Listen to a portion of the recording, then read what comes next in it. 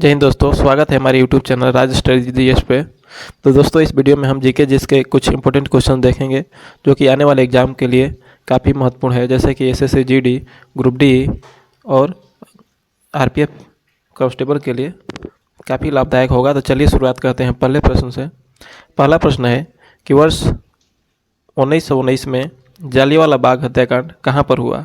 तो इसका ऑप्शन है कि अमृतसर, नागपुर, चंडीगढ़ और कलकत्ता। तो इसका सही उत्तर हो जाएगा अमृतसर। 13 अप्रैल 1919 को जालियांवाला बाग हत्याकांड 13 अप्रैल 1919 को जालियांवाला बाग हत्याकांड हुआ, जिसमें हजारों लोगों की मृत्यु हो गई और इसके जांच के लिए हंटर कमीशन का गठन किया गया था। तो चलिए आगे देखते हैं। अगला प्रश्न है कि लघु हिमालय श्रेणी के ढालों पर मिलने वाले छोटे छोटे घास के मैदानों को उत्तराखंड में क्या कहा जाता है? तो इसका ऑप्शन है दून, मर्ग, चोस, बुग्याल या प्यार। तो इसका सही उत्तर है बुग्याल या प्यार। जो घास का मैदान जो मिलता है उत्तराखंड में उसे बुग्याल या प्यार कहा जाता है। हिमालय को 3 भागों में बांटा गया है।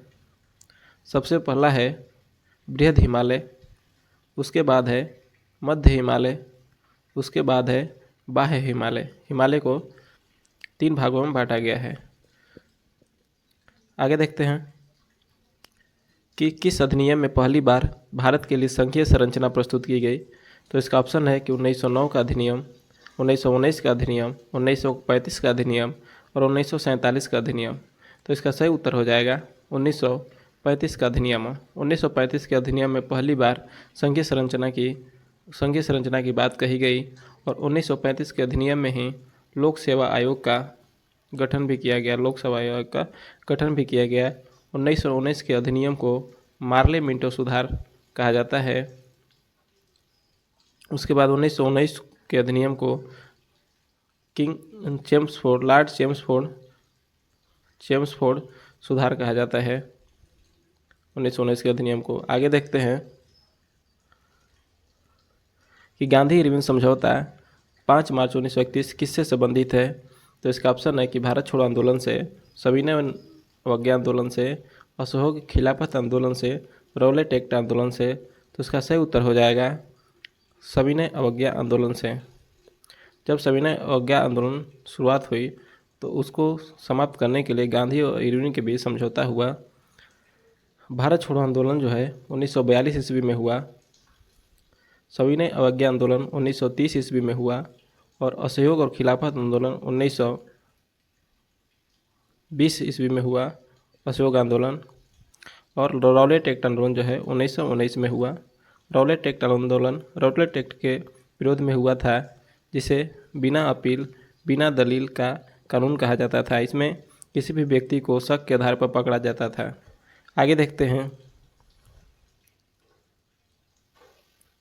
अगला प्रश्न है कि कांग्रेस ने भारत छोड़ो आंदोलन का प्रस्ताव किस वर्ष पारित किया?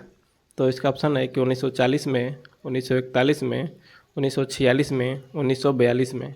तो इसका सही उत्तर है 1942 में।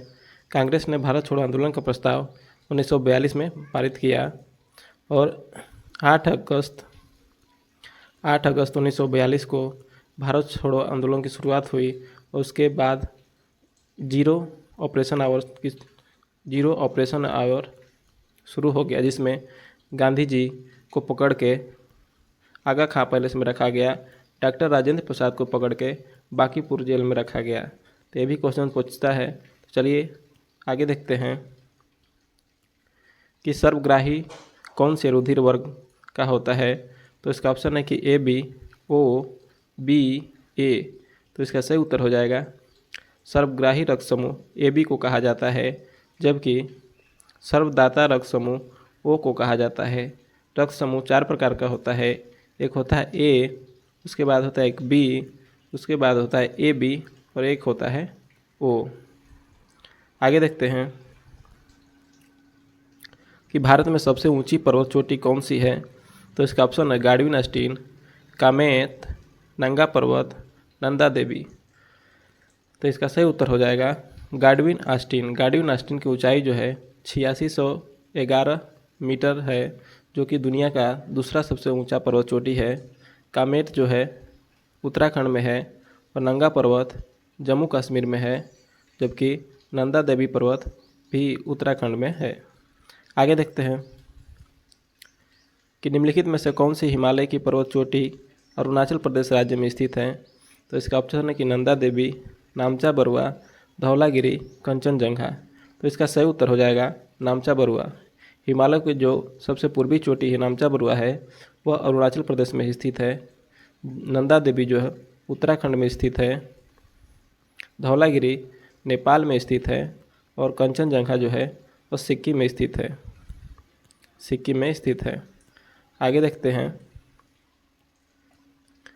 कि काराकोरम पर्वत श्रेणी का पूर्व नाम क्या है। तो इसका ऑप्शन है कि K2, कृष्णागिरी, सागर माथा, राकापोसी। तो इसका सही उत्तर हो जाएगा कृष्णागिरी। काराकोरम पर्वत श्रेणी का दूसरा जो नाम है कृष्णागिरी है। सागर माथा एवरेस्ट की जो नाम है, नेपाल में इसका नाम सागर माथा है। राकापोसी जो है लद्दाख श्रेणी की सबसे ऊंची चोटी है, राकापोसी। आगे देखते हैं कि मानव शरीर की किस ग्रंथि को मास्टर ग्रंथि कहा जाता है। तो इसका ऑप्शन है कि अग्नाशय, ओटू, पीयूष, प्लीहा। तो इसका सही उत्तर हो जाएगा पीयूष ग्रंथि। पीयूष ग्रंथि को मानव शरीर का इसको मास्टर ग्रंथि कहा जाता है और यह शरीर की सबसे छोटी ग्रंथि भी है, जबकि अग्नाशय को मिश्रित ग्रंथि कहा जाता है, मिश्रित ग्रंथि कहा जाता है। और अग्नाशय के ही बीटा सेल से इंसुलिन का स्राव होता है। प्लीहा को ब्लड बैंक कहा जाता है, प्लीहा को ब्लड बैंक कहा जाता है। आगे देखते हैं कि सतलज एवं काली नदियों के बीच हिमालय का कौन सा प्रादेशिक विभाग स्थित है। तो इसका ऑप्शन है कि पंजाब हिमालय, कुमायूं हिमालय, नेपाल हिमालय और असम हिमालय। तो इसका सही उत्तर है कुमायूं हिमालय। सतलज एवं काली नदियों के जो बीच में स्थित हिमालय है उसे कि कुमायूं हिमालय कहा जाता है। हिमालय को सिडनी बुराड ने 4 भागों में बांटा है, जिसमें सबसे पहला है पंजाब हिमालय जो सिंधु और सतलज नदी के बीच स्थित है। उसके बाद कुमायूं हिमालय है, ये है जो सतलज और काली नदी के बीच स्थित है। उसके बाद नेपाल हिमालय है जो काली एवं तीस्ता नदी के बीच स्थित है। उसके बाद असम हिमालय है जो तीस्ता और ब्रह्मपुत्र नदी के बीच स्थित है।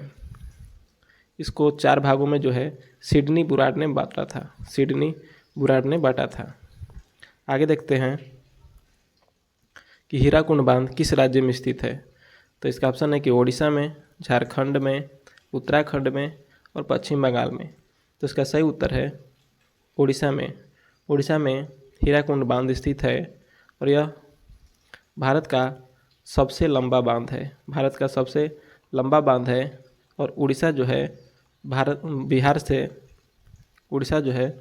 बिहार से 1 अप्रैल 1936 को अलग हुआ था और 1 अप्रैल को ही उत्कल दिवस के रूप में मनाया जाता है। वर्तमान में उड़ीसा के मुख्यमंत्री मोहन चरण मांझी हैं। आगे देखते हैं कि अलमाटी बांध किस नदी पर स्थित है। तो इसका ऑप्शन है कावेरी नदी, सेलोरू नदी, तुंगभद्रा नदी और कृष्णा नदी। तो इसका सही उत्तर है कृष्णा नदी। अलमाटी बांध जो है कृष्णा नदी पर स्थित है और कृष्णा नदी दक्षिण भारत की दूसरी सबसे बड़ी नदी है। और कृष्णा नदी के किनारे ही विजयवाड़ा जो कि आंध्र प्रदेश में है, विजयवाड़ा स्थित है। तो साथ में इसको भी याद करके चलिए। आगे देखते हैं कि भारत का सबसे ऊंचा नदी बांध कौन सा है। तो इसका ऑप्शन है कि हीराकुंड, भाखड़ा नगर, सरदार सरोवर और टिहरी बांध। तो इसका सबसे सही उत्तर है टिहरी बांध। ऐसे ऊंचा बांध भाखड़ा नगर भी है, लेकिन भारत का सबसे ऊंचा नदी बांध टिहरी बांध है, टिहरी बांध है।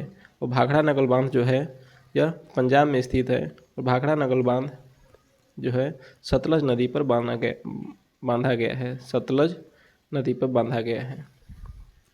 नेक्स्ट देखते हैं कि हीराकुंड बांध किस नदी पर स्थित है।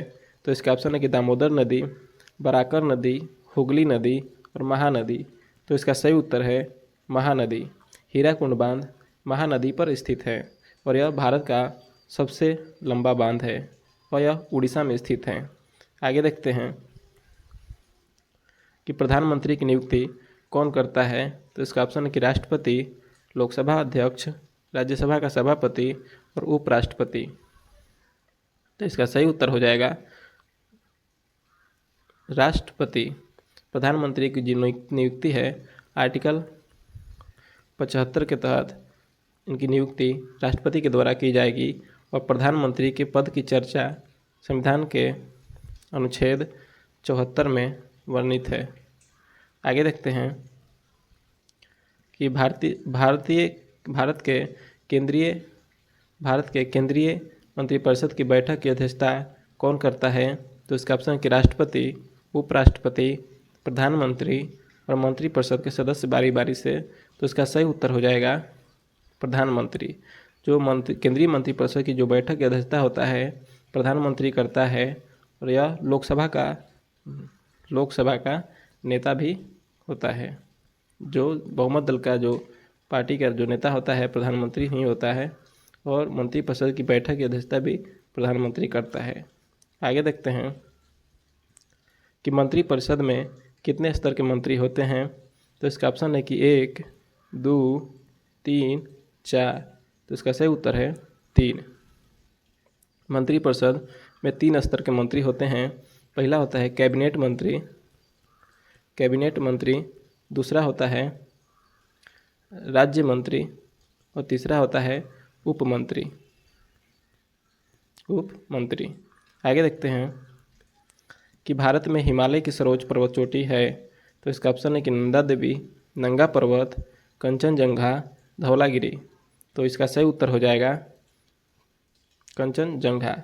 भारत में हिमालय की सर्वोच्च चोटी जो है कंचनजंगा है और यह भारत के सिक्किम राज्य में स्थित है। ऐसे ओवरऑल देखेंगे तो हिमालय की सर्वोच्च चोटी एवरेस्ट है जो कि नेपाल में स्थित है। नंदा देवी उत्तराखंड में है, नंगा पर्वत जम्मू कश्मीर में है और धौलागिरी नेपाल में स्थित है। नेक्स्ट देखते हैं कि असहयोग आंदोलन को क्यों निलंबित किया गया। तो इसका ऑप्शन है कि गांधी जी की अस्वस्थता के कारण, हिंदू और मुसलमानों के बीच मतभेदों के कारण, नेतागणों के बीच मतभेदों के कारण, चौरी चौरा में हुई हिंसक घटना के कारण। तो इसका सही उत्तर हो जाएगा चौरी चौरा में हुई हिंसक घटना के कारण। असहयोग आंदोलन 1 अगस्त 1920 को शुरू हुआ जिसका नेतृत्व महात्मा गांधी के द्वारा किया जा रहा था और 5 फरवरी 1922 को चौरी चौरा कांड हुआ। चौरी चौरा में 22 पुलिसकर्मियों को जिंदा जला दिया गया जिससे प्रभावित होकर गांधी जी ने असहयोग आंदोलन को वापस ले लिया। आगे देखते हैं कि पीयूष ग्रंथि के अत्यधिक हार्मोन स्राव से शरीर पर क्या प्रभाव पड़ता है।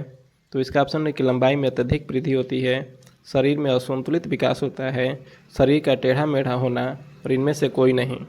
तो इसका सही उत्तर हो जाएगा शरीर में असंतुलित विकास। पीयूष ग्रंथि से निकलने वाले हार्मोन्स जिसका नाम STH है, जिसके कारण अगर ये स्राव इसका अधिक होता है तो शरीर में असंतुलित विकास होता है, यदि कम होता है तो मानव का शरीर बौनापन हो जाएगा। STH का फुल फॉर्म होता है स्टिमुलेटिंग हार्मोन्स। आगे देखते हैं कांग्रेस का 1929 का अधिवेशन जिसमें पूर्ण स्वराज्य का लक्ष्य घोषित किया गया था कहाँ पर हुआ। तो इसका ऑप्शन है कि बम्बई में, कलकत्ता में, लाहौर में, मद्रास में। तो इसका सही उत्तर है लाहौर में। 1929 का जो लाहौर में अधिवेशन हुआ था इसकी अध्यक्षता जवाहरलाल नेहरू के द्वारा किया गया और इसमें पूर्ण स्वराज का लक्ष्य घोषित किया गया। आगे देखते हैं। तो दोस्तों यह वीडियो यहीं समाप्त होती है। यदि वीडियो अच्छी लगी तो लाइक करें, कमेंट करें और चैनल पर नए हो तो सब्सक्राइब करें। जय हिंद।